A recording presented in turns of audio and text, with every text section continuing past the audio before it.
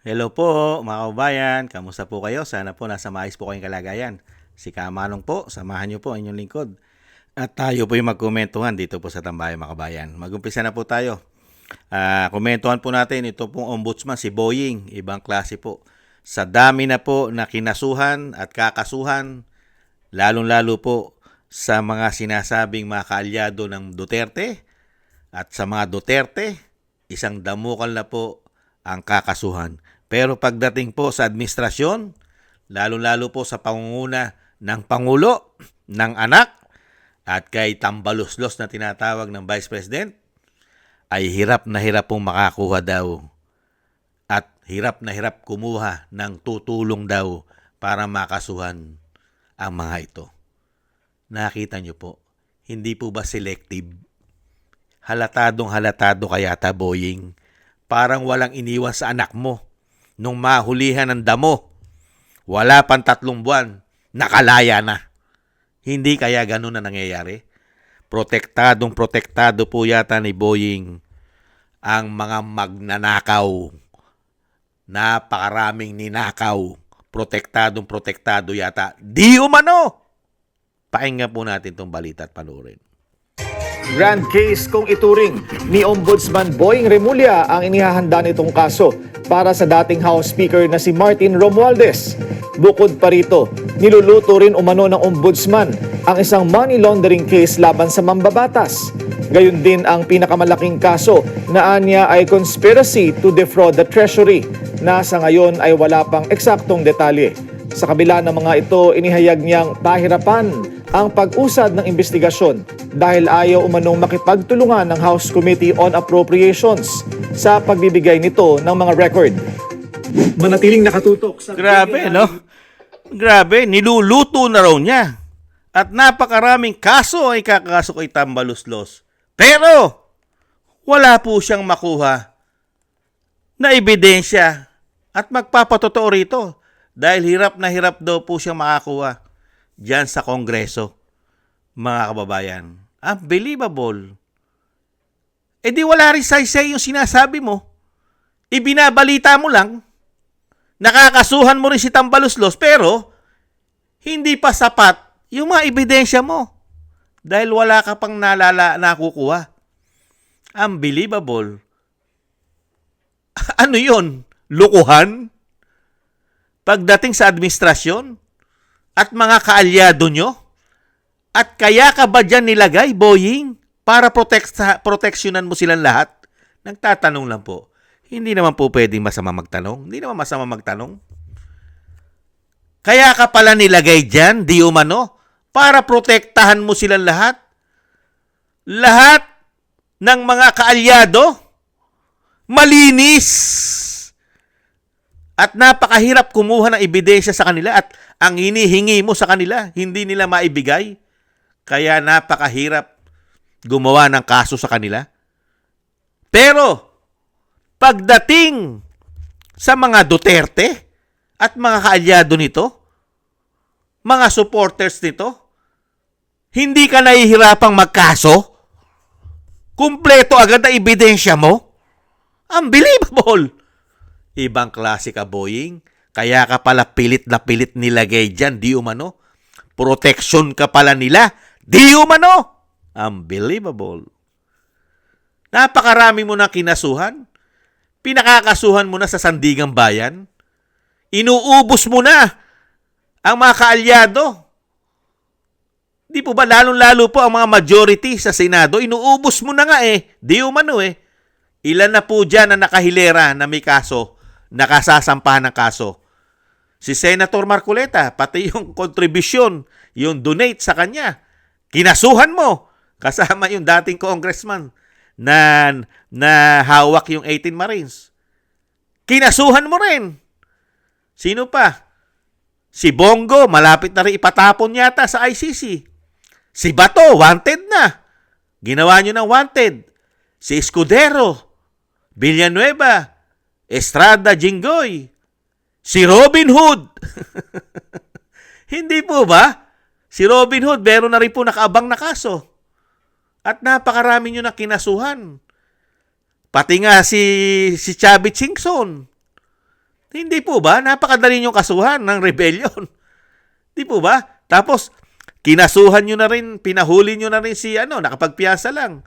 Si Jay Sonsa, sila Ka Eric, sila Atty. Trixie Cruz Angeles, at marami pa, sila Doktora Lorraine Badoy.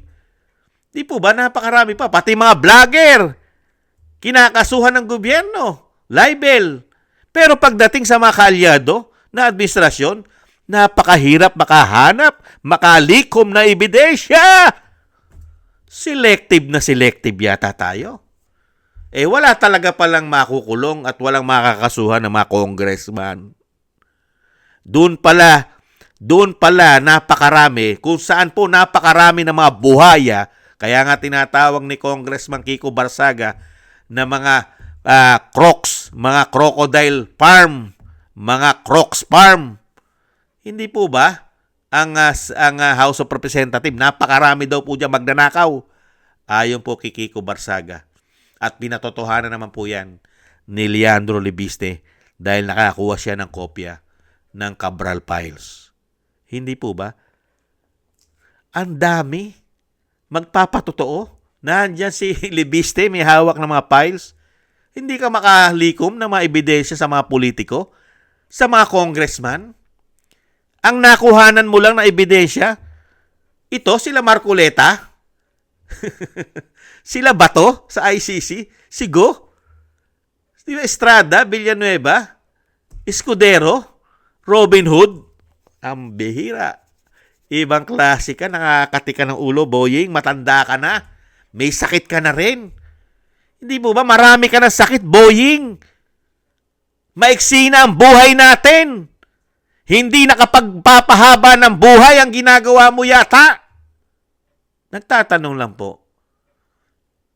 Sa tingin mo, katanggap-tanggap sa mga Pilipino ang ginagawa mo investigasyon? 3 taon mahigit ang korupsyon. Mismo ang Pangulo ang nagsasabing mahiya naman kayo.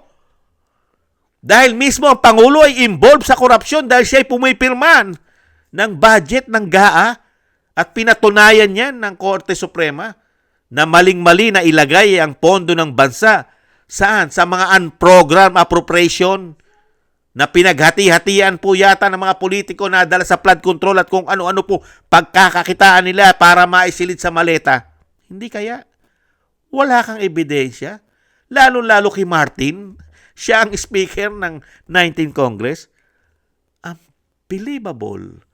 Kaya po mga kababayan, ito pong si Boying, majority ng Pilipino, minumura po siya, di umano.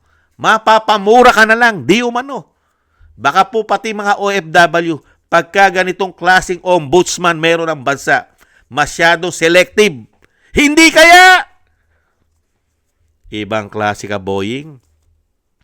Pagka sa kabilang partido, binabalita, malapit na makulong, tinutugis na, wanted na. Pero pagdating sa administrasyon, napakahirap humanap ng ebidensya. Yan po ang gobyerno na sinasabi ni dating Pangulong Duterte. Gobyernong bangag di umano. At pinatunayan po yan ng kanyang ate na tinatawag din Bongit. Hindi po ba? Ibang klase po. Kaya magtataka ka eh. Yung anak niya nahulihan ng box punong-puno. Marami, high grade na damo. Wala pang 3 buwan, absuelto. Ibang klase ka. Ibang klase. Napakabilis mo na absuelto yata. Kaya ganun din po nangyayari. Kaya yung kay Tambaluslos, mga kabayan, wala yan. Media-media lang yan. Wala pong mangyayari dyan. Habang sila nakaupo, di umano. At habang si Boying ang ombudsman, di umano. Malabo po sa sabaw ng puset, makulong yan. Mga yan. Hindi ba Boying? Nagtatanong lang po si Kamanong. Maraming salamat po mga kababayan at ingat-ingat po tayo kay Boying. Pagka hindi ka kaalyado, napakabilis ka ipakulong, di umano, at kasuhan. Kaya kailangan, para magkaroon ka ng proteksyon, kailangan nakadikit ka kay Boying, di umano. Pagkakalabang ka, delikado ka. Hindi po ba? Yan po ay taga Cavite. Mukhang isang politiko lang po yata ang nagsasabi ng katotohanan sa Cavite at lumalaban sa korupsyon at gusto pang ipatanggal sa Kongreso. Si Barsaga. Nag-iisa yata yan na medyo masasabing matino di umano sa Cavite. Maraming salamat po mga kabayan at sana gusto po natin tambayan mga kabayan sa YouTube at TikTok at ganoon din po sa mga nagko-comment, like, share, and subscribe at patuloy po nagsusubscribe. Shoutout po sa inyo lahat. Thank you po. At shoutout po sa mga nagbibigay po ng tulong at biyaya. Shoutout po kay Eric Hersho from Canada, Kingston from Hong Kong, Beichi Chiyoko, Jake Yahut from California, USA, Gina Ray from Berlin, Germany, Julieta Silona from Sydney, Australia, Baby Roman Ate Isa from Cagayan, Bali, Jem Aris from United Arab Emirates, Jobelin Watanabe from Japan, ako si Pilam, Anijo, Chodorico Erguisa Jr., Arpel Villacorta, excuse me po, Wills Bubbles, Rosalina, Michelle Yamaguchi, Norma Garcia, Gay at Chena, Tatay Nick from Toronto, Canada, Nancy Lumampao, Balance Vision TV, Jesus Valdefena, Rolando Guerrero, Mila Yi, Felipe Shapno from Texas, USA, Rolando Timbol from Alberta, Canada, Ma'am LB at Shermani from North Miami, Florida, USA, Melchorita Espinosa from Orlando, Florida, USA, Arthur Estraniero from USA, Randy Crispino from Pasig, Mika Ligaspi, Tessie Mantilla from Kuwait, Frank Zamora from California, USA, at Romulo de Vinagracia from Bacolod City. Thank you po sa inyo mga kabayan. Maraming salamat po. At ingat-ingat po kayo sa inyo pong mga paggawa. At God bless po sa inyong lahat. God bless po sa atin lahat. At tiis-tiis lang po muna tayo. At ingat-ingat po tayo. Bye-bye.